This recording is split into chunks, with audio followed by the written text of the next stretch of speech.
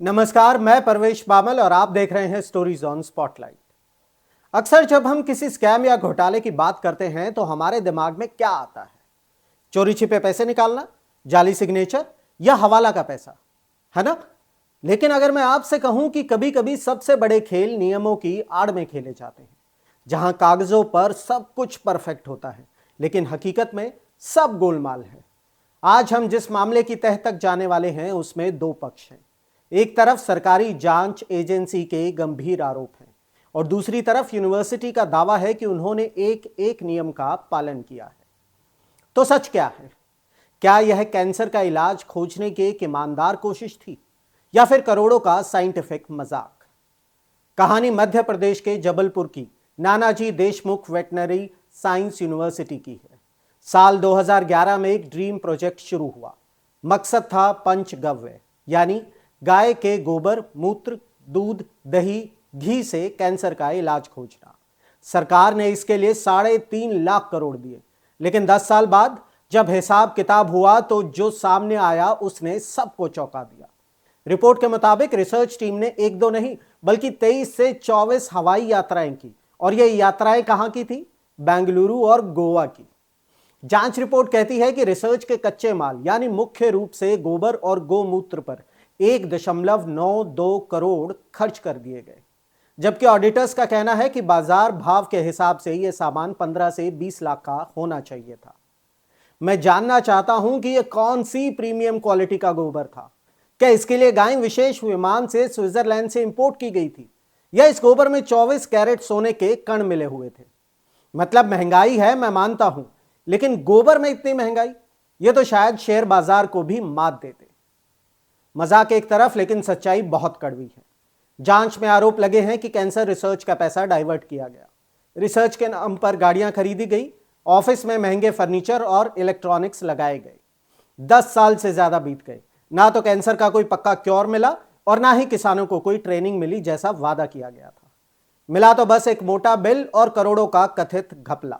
इसे कहते हैं आपदा में अफसर ढूंढना, और वो भी टैक्स पेयर्स के पैसों पर। यहां पर हमें दूसरे पहलू को भी देखना होगा, क्योंकि ताली एक हाथ से नहीं बजती है। जब इतने गंभीर आरोप लगे तो यूनिवर्सिटी ने भी अपनी चुप्पी तोड़ी, और उनका जवाब सुनना बहुत जरूरी है। यूनिवर्सिटी के रजिस्ट्रार डॉक्टर एस तोमर ने मीडिया के सामने आकर इन सभी आरोपों को सिरे से खारिज कर दिया। उनका कहना है देयर इज नो स्कैम, यानी कोई घोटाला नहीं हुआ। उनका तर्क बिल्कुल साफ है। उन्होंने कहा कि गोबर हो या गाड़ी, एक भी चीज बिना टेंडर के नहीं खरीदी गई। सब कुछ ओपन टेंडर से हुआ, यानी जो सप्लायर सबसे सही रेट देगा उसे ही कॉन्ट्रैक्ट मिलेगा। उन्होंने दावा किया कि हर साल ऑडिट हुआ है और उन्होंने जांच कमेटी को सारे डॉक्यूमेंट्स सौंप दिए हैं, कुछ भी छिपाया नहीं गया है।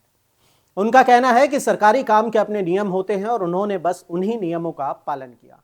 अब यहां पर एक बहुत बड़ा पेंच है, और यहीं पर आपको और मुझे अपनी कॉमन सेंस का इस्तेमाल करना होगा। यूनिवर्सिटी कह रही है कि हमने टेंडर निकाले, नियमों का पालन किया।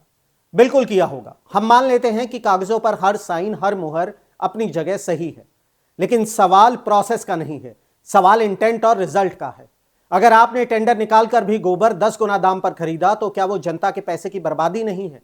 अगर रिसर्च के नाम पर खरीदी गई गाड़ियों में वैज्ञानिक नहीं बल्कि अफसर घूम रहे हैं तो क्या वो रिसर्च में मदद कर रही हैं?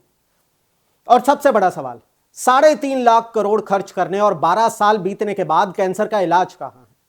डॉक्टर तोमर कहते हैं कि रिसर्च जारी है, लेकिन एक आम आदमी जिसका परिवार कैंसर से जूझ रहा है वो टेंडर की रसीद से इलाज नहीं करा सकता। उसे परिणाम चाहिए। हो सकता है कोर्ट में यूनिवर्सिटी साबित कर दे कि उन्होंने हर नियम माना, हो सकता है कि तकनीकी रूप से कोई घोटाला ना निकले, लेकिन क्या यह नैतिक है? क्या आस्था और विज्ञान के नाम पर करोड़ों रुपए खर्च करके परिणाम के नाम पर शून्य देना सही है?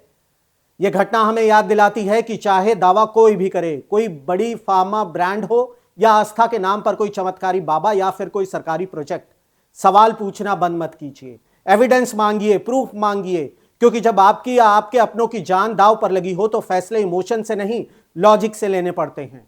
अपनी चेतना को जगाए रखिए, क्योंकि अंधेरा बहुत घना है और ठगों की कमी नहीं है। मैं परवेश बामल, स्टोरीज ऑन स्पॉटलाइट देखने के लिए शुक्रिया। अगर यह वीडियो आपकी सोच को थोड़ा भी झकझोर गया हो तो इसे शेयर जरूर करें। जय हिंद। चुनावी वादों का वड़ा पाव, अर्थव्यवस्था का भरता, गर्मा गर्म मुद्दों का चटपटा विश्लेषण, व्यंग का तड़का with a bit of serious discussion. हर हफ्ते special episodes, stories on spotlight with Parvesh Pamil, only on Rapid Leaks YouTube channel.